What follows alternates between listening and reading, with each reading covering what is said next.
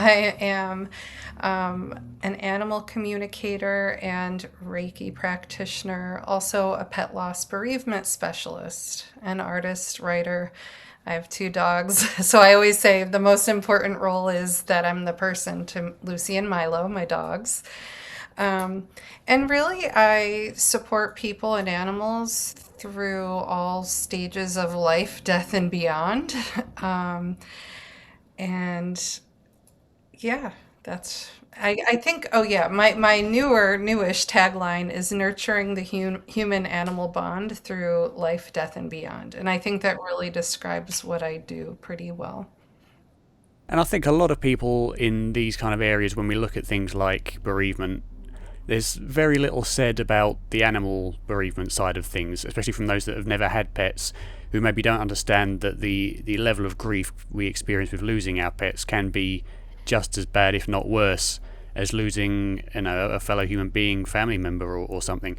I remember I've lost grandparents, but nothing was anywhere near as hard as losing Ty and Omi, my two schnauzers that we used to have, Oh, and it really did hit hard, especially with Mum, because Ty was one of Mum's soulmates for sure, if such a thing exists, and it really took its toll on her. Um, so, how does animal communication work? I suppose to start with, because many people would understand that. Well, if we're getting in touch with, even telepathically, with living humans, we have that language. With animals, we don't. So, how can we communicate with them, whether they're here now or passed over? yeah, that's a good question. Well, and first of all, I'm sorry about your two dogs, and I very much can relate to like losing a grandparent, but like not feeling as bad about it as when I lost my dogs and different other animals. So, um, yeah, understand that very much, and that's part of why I ended up doing this work. But then, yeah, how animal communication works. I'll kind of just give you the explanation that I give to all my clients when we first start a session, and then we'll take it from there if you have more Sure. questions. Hmm. So, the way that I like to explain it is when I want to communicate with an animal, a specific animal, I first I do that with my intention to connect with them, and my attention, placing my attention on them. And that can just be bringing them to my mind, looking at a picture, looking at them in front of me. And it works the same for animals who are in spirit and for those who are living. So I kind of also like to explain it then as like almost like finding their frequency, like tuning the radio to the right station. I kind of with my intention to connect, I kind of wait for that to happen. Usually feel a shift in my energy once we're connected.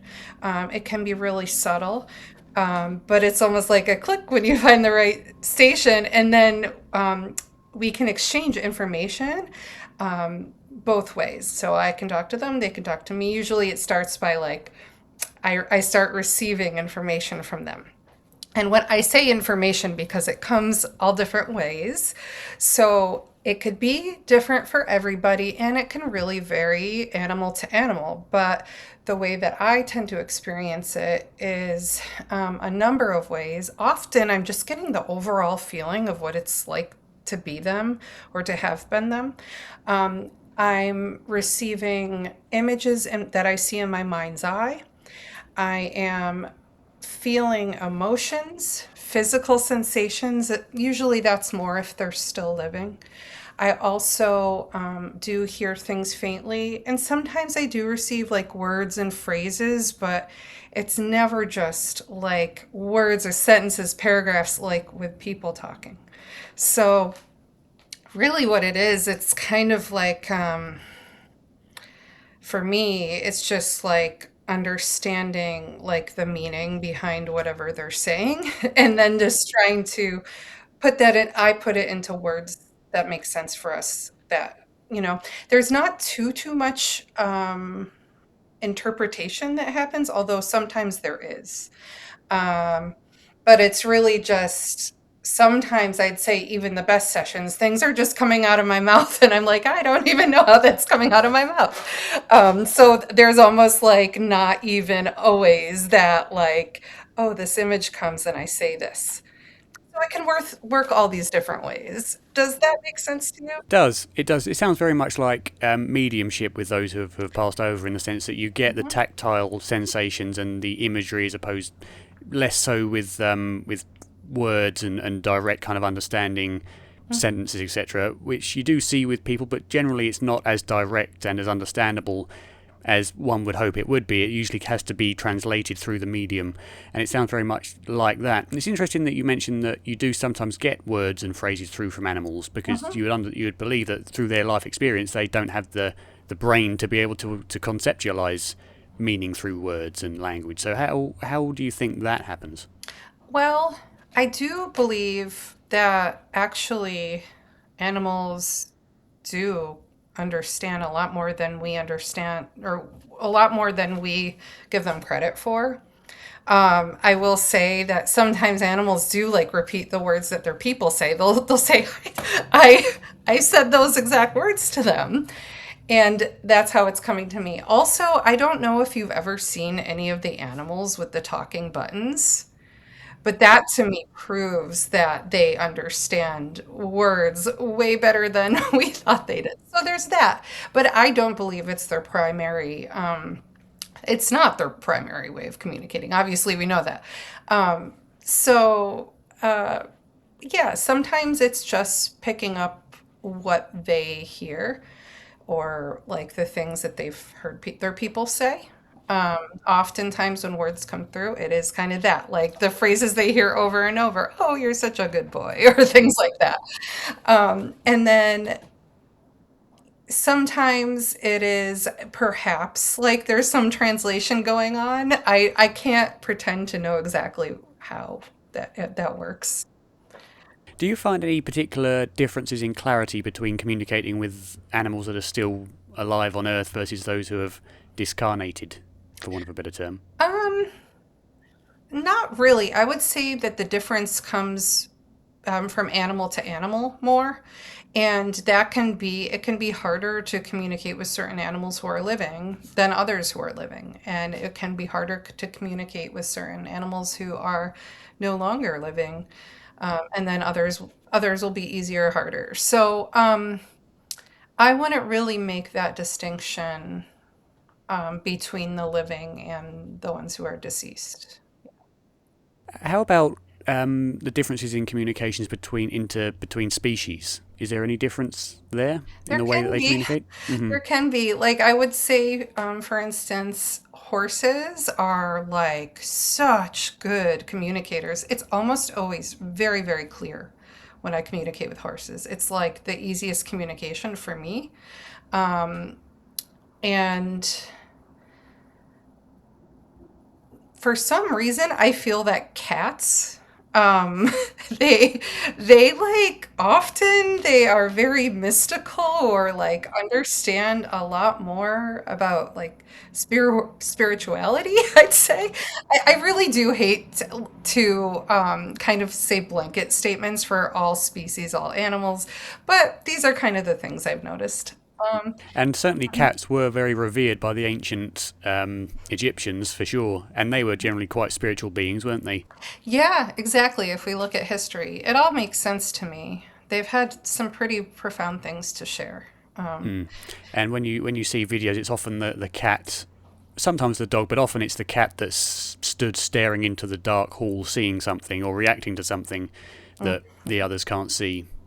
Yeah, definitely. And there are very spiritual dogs out there as well. I don't want to say that that doesn't happen with dogs. It just seems to happen a little more often with cats for me.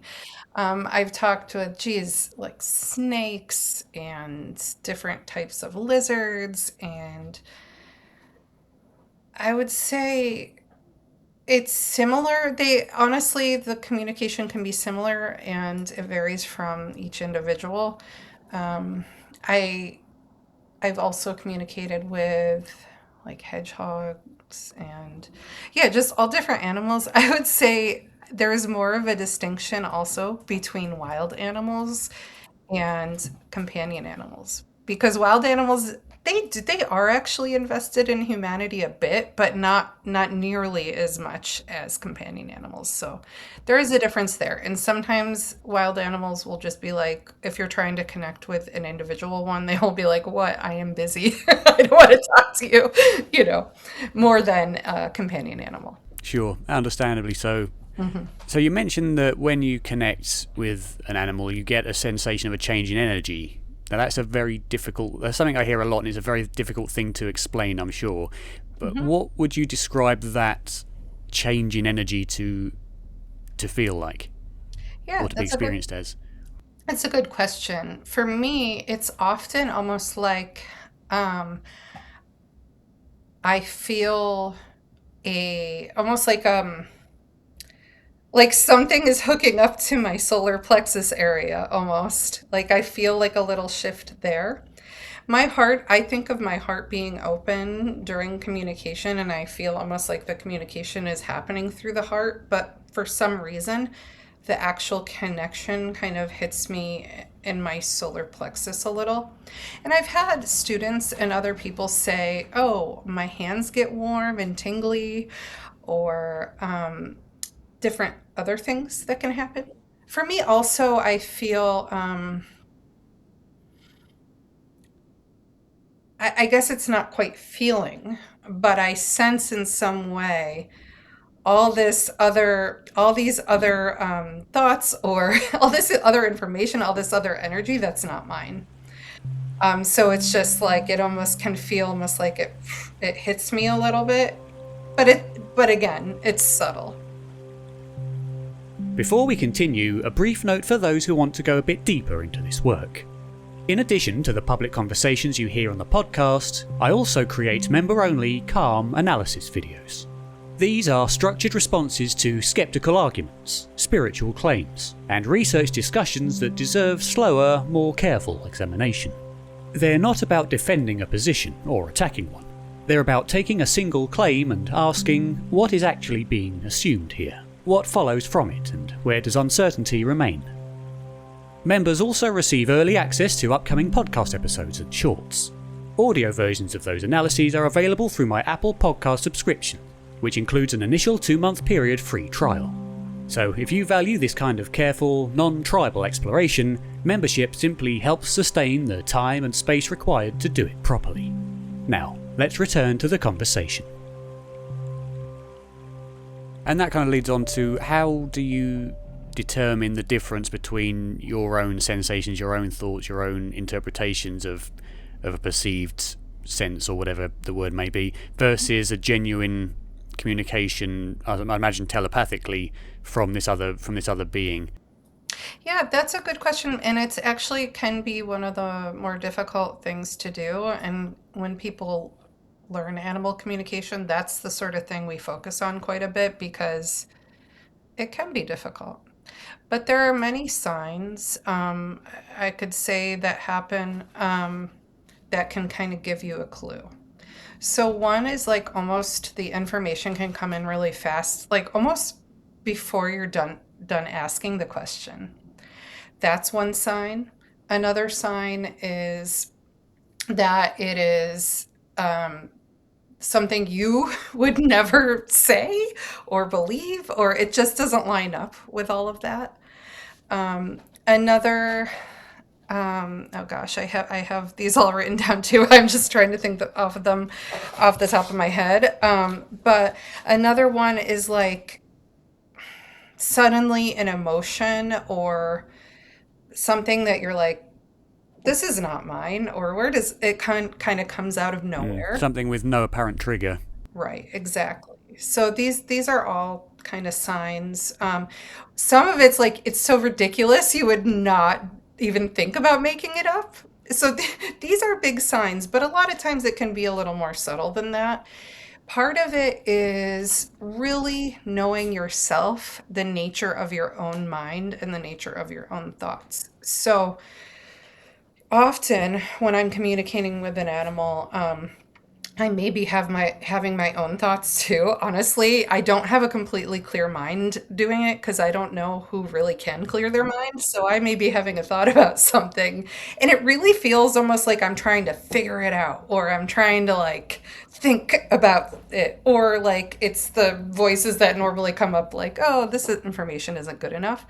And I just begin to get to know those that part of me, and then it's simultaneously almost happening at the same time of this other information is coming in, and that's just like a little more easy. It's a little more it's not connected to like my mind or my brain churning, you know. It's almost mindless, I guess I could say, or brainless. I don't know. So uh it can take some practice and skill to sort that out. Um, and yeah, that's really that's Sure. a lot. Again, it ties very closely with what mediumship teachers of mediumship say as well. Yep. Is it's a real that's kind of one of the main hurdles is distinguishing your own thoughts from received messages, and Hmm. it sounds like one of the major hurdles. So you must get a lot of skepticism because many people would initially say, in fact, the vast majority of people would say telepathy between people, don't be ridiculous, it's all bunk. When you start to talk about telepathy between animals and humans, they'll say they won't even entertain the possibility because it sounds so ridiculous. Have you faced that kind of skepticism before? Yeah, definitely. Especially at the beginning of my journey, I think I came across skeptics almost to like build up my own beliefs or self-confidence, and at first it almost like wrecked me. I was because I had really thought that modern science was like the answer to everything, or like, you know, better, higher. And then now I almost feel bad for people who believe in only material science, the material paradigm. Um, and so that's really shifted. I don't really actually come across as many skeptics these days. But when I do, honestly, I don't feel a need to convince anyone. Thankfully, a lot of my clients aren't super skeptical, but some are, or they'll come with a partner who is, and I just do my job. And usually by the end, they're like, okay, well, I, I guess I believe in this now. Um, that's really it. Have you got any examples of such cases that you've found in your own work? Examples of skeptics. Yeah, so I I actually did share this with Liz on her podcast too, but one was pretty good because I guess at the time I didn't know she had put like a different email address and name when booking with me, which I would never know because I don't look into any of that. But I didn't really know she was skeptical. But her cat came through with such convincing evidence. Um, she was just blown away, and she told me after, or even it was like shared perhaps in a social media post, and she shared how skeptical she was in that post. But and then after I realized, oh boy, I didn't realize I was really working with a skeptic here, or someone who is just perhaps even wary of people, which of course everyone should be wary of scammers, I guess. Um, but the cat came through. The very first things she kept telling me and showing me were to mention circus tents. And that to me is a really good example of something so bizarre you might not even want to say it, right? Like I was like, why would I what? But there was no real context to it. But she said mention circus tents, and she was showing me all different kinds. And so I did, and the person said, "Oh my goodness, I have a circus tent tattoo on my wrist, and I'm a photographer who um, has different sets with circus tents in them." And yeah, and when the cat was living and we were bringing her to her chemotherapy appointments, every day we would pass these circus tents. And so they had pictures of the cat and like holding up the cat in the car in front of the circus tents. So there were So multiple, yeah, a yeah, little more than just a coincidence. yeah, more than just a coincidence. And so there were multiple ways. So there was a lot of other evidence she brought through, but that was a pretty amazing one. I think, and it's important whenever I look, because I do exactly the same things, and I have done with mediums before. Mhm. Is I give a fake name, fake email address, because I'm eliminating 99% of all the issues I can conceivably think of. Because I know if I give even though they never would, any opening to kind of do any research beforehand, it's not going to convince me because there's always that escape. Well, this could have been the case. So I try to eliminate every part of that completely. Mhm. And I find that the most valuable information is the evidential stuff. Certainly, at least from my point of view, as a researcher, because many mediums out there, and I don't know so much about pet communicators, but certainly with mediums, will give very so-called Barnum statements, which are generalized statements that could apply to anybody. Now, I love you, I'm happy, I'm safe, I'll Mm. see you again, etc. But nothing that tangibly says this is me and Mhm. here's the evidence, which is why I much prefer those readings, such as yours, as you mentioned, that give the evidence directly in a way that can't really, unless you invoke extreme levels of coincidence, you can't really explain away. And Mhm. we'll get onto it in a minute regarding signs, but I had that kind of thing from my dogs with the foxes, as we Oh, mentioned earlier. Well, we could talk about that now and go on to signs from here. So this is what happened to me. I've always loved foxes to the extent that I'm writing novels about them at the moment. yeah. And where we used to live on a kind of a flat farmland area, but we used to take Tainomi out every night, or at least my mum did, and never once did she see a fox. Maybe once, perhaps, I can't remember, in 21 years of living there. And I never saw head nor tail of any fox while we were there, say 21 years. When Tainomi died, I said to them consistently, I said, send me, I said a tame fox, again, limiting any potential coincidental. That didn't happen, but regardless, I said, send me a fox to show me that you're still there. Mhm. And within, I think it was within 5 days, I saw three run out in front of me across the road, getting gradually closer each time. And that was very interesting because, as I say, 21 years of living there, going out every night with Tainomi, we maybe saw one in that entire time. And all of a sudden, after asking, we saw three in 5 days. Very close. And Oh, that was that kind of, if you've heard of the rule of threes, the first time is situational, could have happened. Second time is a coincidence. The third time is a sign. And it goes beyond any statistical likelihood. And for wow. me, plus adding on the 21 years of nothing, that really did make me stop and think that they were influencing them foxes. Definitely. I would say that's for sure a sign. I also have a fox story, a couple of fox stories. One is not necessarily related to an animal sending me a sign, but it was the beginning of my animal communication journey and kind of still questioning, is this a real thing? Can I do this? Right? So I had gone on this, it was like a mini retreat with a woman in upstate New York, and a group of us were in the forest meditating, and I had asked a fox to come out or something to show a fox to show themselves. If this is real, please show yourself, that sort of a thing. And, we did kind of like experience some rustling, but we didn't really see a fox there. And we went back to the woman's house. I didn't tell anyone what I asked for. And then, we wrapped up toward the end of the night, and I wasn't really specific. I kind of just said like, I would like to see a fox. And I told the group, well, I was really hoping to see a fox, and everyone points in back of me in the chair I was sitting in. There was a picture of a fox behind me the whole night that I didn't see. Interesting. And yeah, and I was like, oh, that's interesting. And then on the way home, in the car, a fox ran out into the road in front of us. And we had to stop, and the fox was just stopped and looked at us, and I was like, okay.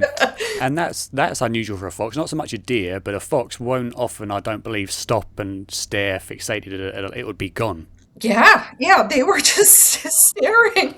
And I really felt at that moment, this is a sign, and I was even skeptical, But yeah. For sure. I have a client who lives in London who, there's foxes around there, There's a but lot around in London. yeah, but her cat told me, I have a friend who is a fox. And I was like, this does not seem likely. And also, another one of those things that seems really weird. And do I dare say this? But I did. And she was like, that's right. It's the strangest thing I ever saw. For like a few weeks, they were hanging out. And I was like, the fox felt very young, and like the fox almost like lost his family, and your cat became family. And they almost like they were showing each other the way. I don't know. It was very interesting. And she's like, yeah, that's exactly like the things that the cat was telling me. She was like, that's exactly how it happened. And then one day the fox just left, and um, that was that. But they were friends. They didn't hurt each other, and it was so unusual.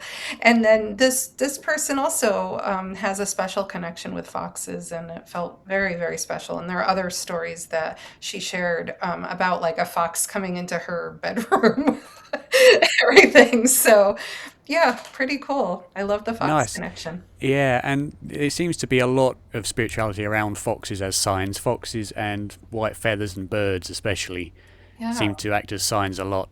What kind of signs in that regard have you heard from clients that you would consider to be evidential or that you've seen yourself? Yeah, signs from animals who have passed on.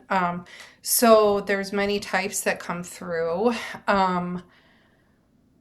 The ones that have really been impressing me lately are doing things with lights in the home and electronics, but mostly lights. And I have had several animals say they were going to do something with the lights, and not just normal light bulbs going out or things like that, but I have a video of a client who said, "Oh my goodness, I was in the room with my baby and I was really missing my animal. I forgot if it was a dog or cat. And I said, please just give me a sign." And that animal in a session had said, "Ask me, and I'll do something like with the lights." And then she walked downstairs to her kitchen, and her kitchen lights were like blinking like crazy. And she sent me a video saying, "This has never happened before. This has never." They checked the lights, they checked everything. They couldn't find anything wrong with it. And that was definitely a sign. I Interesting. Mm. Yeah, there's another recent one where the cat who had just died said, "I'm going to do something with the lights to the person." And she's like, "Well, silly him. He knows that we have a solar panel or a Uh, solar powered house." And I was like, "Oh, well, he's saying it, so you know, keep an eye out. keep an eye out. Just open your eyes." And then the next time I talk to the woman, she says, "Oh my goodness, the lights did go out like when they shouldn't. There was no way they should have gone out." And because we do have a fully solar powered home, it was sunny, like there was like Yeah, and sun. those solar powers generally go to uninterrupted power supplies, I think, as well. So it's not like they'll just go off. Yeah, yes, yeah. Whatever it was, she was really telling me that that's impossible, and it happened. So that was pretty impressive. I'd say those are pretty big ones. This episode is brought to you by WTF Just Happened, a podcast by my good friend Liz Ensign. Both Liz and I share a passion for exploring life after death scientifically, so we've decided to support each other's work. In her podcast, Liz, a self-described sciencey skeptic, interviews everyone from scientists and parapsychologists to psychic mediums about evidence of life after death. She approaches each conversation with a skeptical, academic mindset, whilst remaining engaging and approachable. So if, like me, you enjoy serious, evidence-based discussions on life after death that still feel friendly and down to earth, you'll love WTF Just Happened. Be sure to listen to her podcast on your favourite platform and check out Liz's YouTube channel for more insightful discussions. You can also find her website at www.wtfjusthappened.net. I'm just remembering another one that a medium that I had on, I think it was Carol Hall. She's the one that I gave the fake name and email address to. And she said to me, well, we used to smell Ty a lot after he'd gone, because at the end of his life he was old and he was incontinent, so he would pee up everything and you'd have the smell of urine. Aww. And we used to smell him quite a lot after washing everything down, etc., for a long time after that. And then suddenly we just got nothing for a period of months, half a year, 8 months, whatever. Mm-hmm. And following that, I had this interview and a reading with Carol, this medium, and she said, well, I told her about these signs. She said, well, Ty, I'm getting the message from, I imagine it must be Ty, saying that before the end of the week, he'll send you that again, and you'll know. And this was mainly, I'd imagine, for Mum's benefit. But so I was keeping an eye out, but I never said to Mum that this is what the medium said, because I thought I don't want to instill any kind of suggestion in here. Mm-hmm. So I kept it quiet. And it wasn't me, but on the very last day of that week, when she'd presented it, Mum came through to me and said, I've just smelt Ty again. The smell of, Ty's urine again, after having not smelt anything for 6 to 8 months. Wow. And it was within the last day of the week that the medium had said he'd send it. And of course, when you have multiple things like this, the foxes and then that and other things as well, seeing things move, it kind of adds together to say you can't really dismiss this anymore, that something's going on. Definitely. Yeah, I have seen so much like that from my clients and even for myself. It is pretty amazing. I'm thinking about another client who, I guess this isn't as big, but it kind of is a big deal. Her cat in spirit, well, one of her dogs was going to be euthanized at home, and she asked if her cat in spirit would be there, and he said, yes, I'll make my presence known by doing something with a candle. And she was like, okay, great. And what happened was, they had lit candles when it was time for the dog to be euthanized right before, the windows were closed, there was no movement, no wind, and the candles all blew out. And she felt she really felt the cat's spirit and was like, okay, he's here. And I often, I will light a candle when I know that an animal that I've been working with is going to die that day or going to be euthanized. And, usually we're talking about it, so I know. But more than once, at the exact moment of their passing, the candle will go out. And I will usually then text or email the person to say, thinking of you. They give you a range, but you never know exactly when the vet's going to come and everything. Yeah. And so many times, more than I can count, the people say that was the exact moment that they... I see. So the candle's a distance from where the pet was being put down, so it wasn't in the same room or something. Yeah. Oh, the candle is at my apartment. And so a long way away. Yeah, a long way away. And I just have a little altar here that I light the candle on. And so this candle that I light will go out often when the animal passes. Yeah. There was another instance where a cat was euthanized at home, and we were kind of talking about it a couple weeks later. We had a session with him, and he was just wanting to give evidence or proof that he was there, or even when he passed, he could see what was going on. So he described what happened. He said the other cat, who was in the basement, who was downstairs, came out, and he gave a pattern like to me that I didn't even realize I was doing, like the way she came out. And then he said, like, he was talking about the person at one point going over, kind of putting her back against a wall and like letting out a big sigh. And these things happened exactly. The woman looked on the camera and saw the exact pattern where that the cat moved. And then, On the security camera. yeah, at home. And then also told me, like, it was funny because during the session, I think she was very distraught and was like, I'm not sure what happened. But then afterwards, she was like, oh my God, yes. After the vet left, I do now, or I remember I did let out this big sigh. And it was really, really interesting. And that happens often too, where I'll be saying something and people will be like, I don't know if that's right. And I'll say, okay, that's okay. And And then it we comes to them move after the on. fact. Yeah. Yeah, they come Also back very common after. with human mediumship. Mm.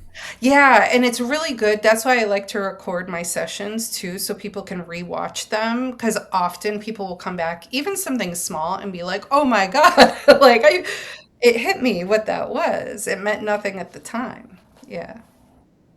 So this kind of leads to the fundamental question, doesn't it, of if you, like me, you believe that, we are essentially apes, a product of evolution, that we ourselves are animals, and therefore if this communication is possible between, non-living entities, non-living animals and humans, as well as discarnate humans as well, Mhm. that means that it would suggest to me that whatever happens to us following death wouldn't be that different to what happens to fellow animals after physical death. And Yeah. that raises the question of, well, what would that be?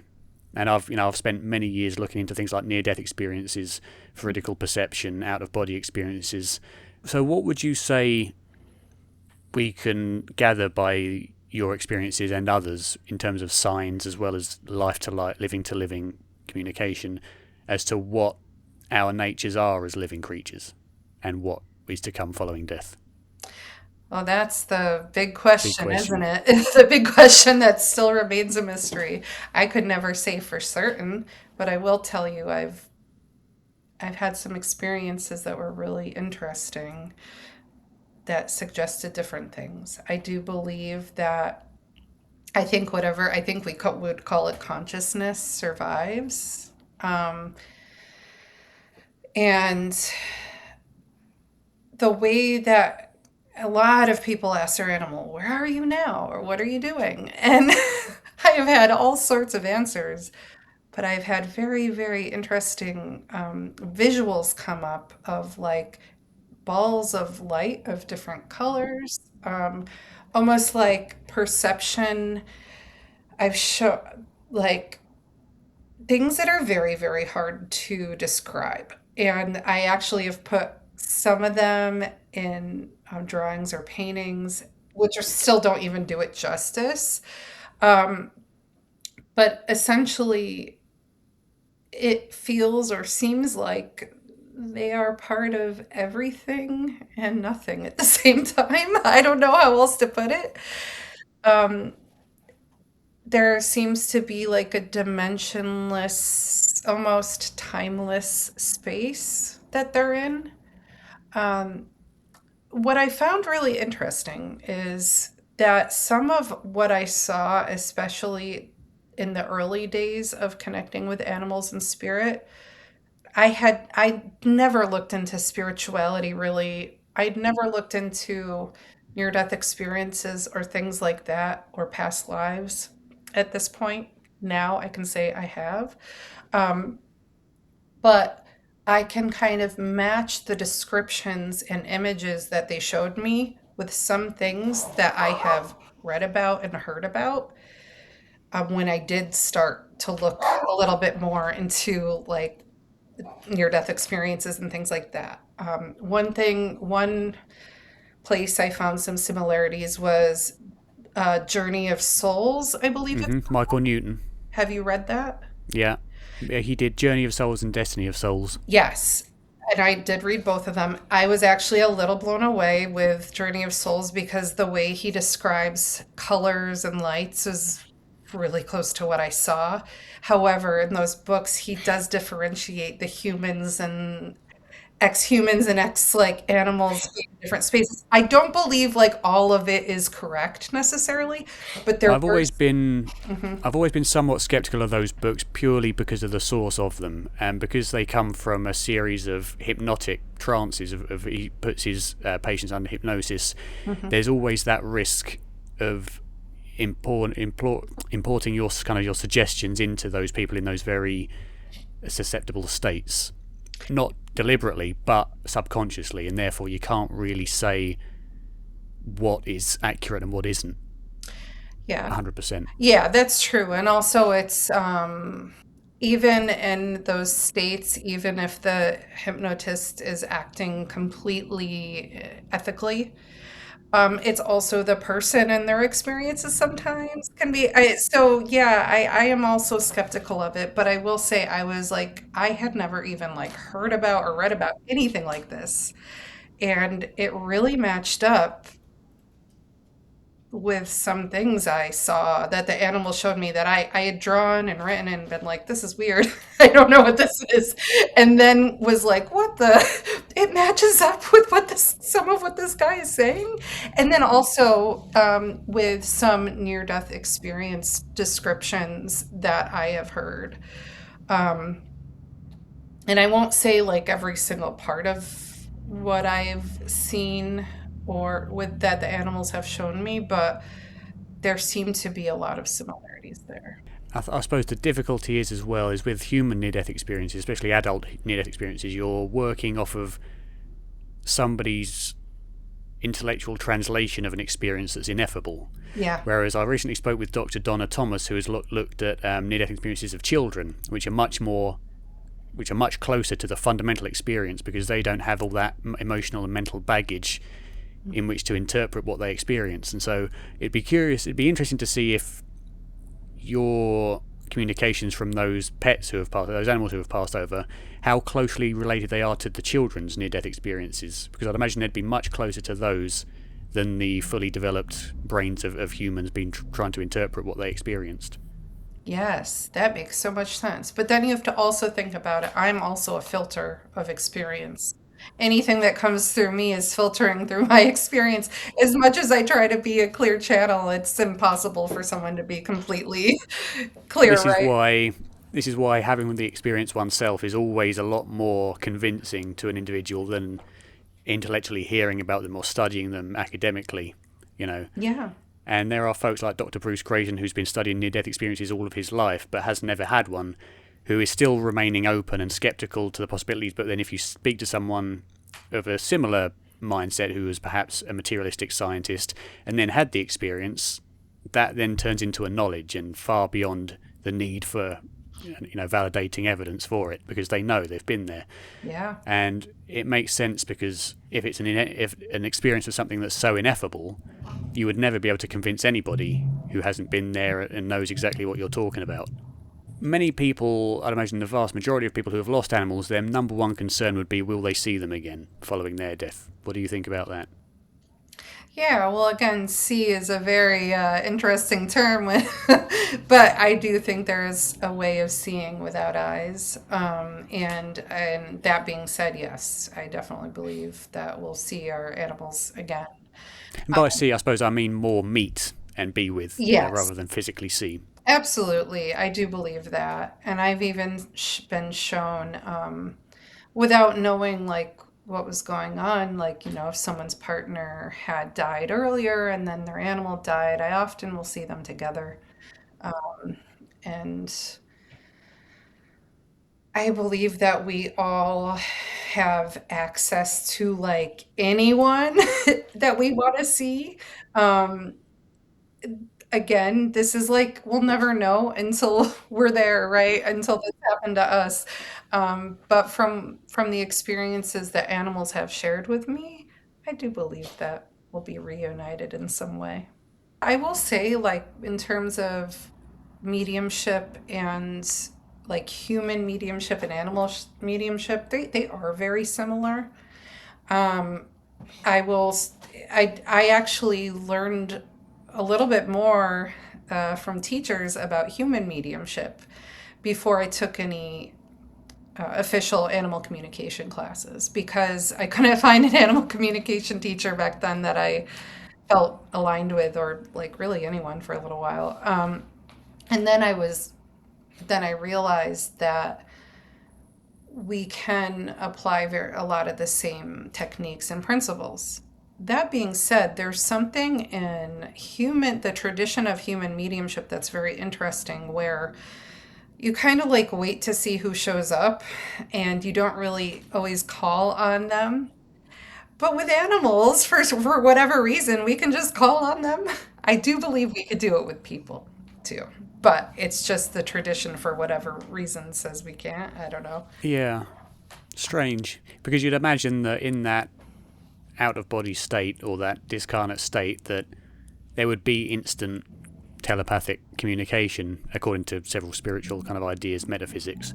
But perhaps as human beings, as I say, we have that lifetime of mental baggage and beliefs and cultures we have to pierce through first, whereas animals are much more objective, I suppose, and so can react much more quicker to being called. I don't know, but that's one possibility I would imagine would be plausible. Yeah, it is a possibility. And also, that being said, I want to just let everyone know that, like, being able to communicate with animals who are living or in spirit, in the way that I do, I don't believe it's a special gift that only some people have. I believe that we all are able to do it. And really, what we're doing when we learn it is unlearning the conditioning we have around it all. And for a lot of people, I notice, including myself, it's just like, oh, yeah, I know how to do this, once you open to the possibility. So for anyone out there who is wanting to connect with their own animals, or whether they're living or in spirit, I would say go ahead and try. I have a free animal communication guide, because I don't believe in gatekeeping, like the steps or the how-tos. And also, I'd like to say that there are many ways of communicating with animals. So even if you don't like the way that I tell you to do it, you can find your own way. I have a website. It's just my first and last name, olivialabarre.com. And then in the education page, there is the free guide there. You could sign up for it, and it's delivered to your email. I also have classes there that are paid, and private sessions I do as well.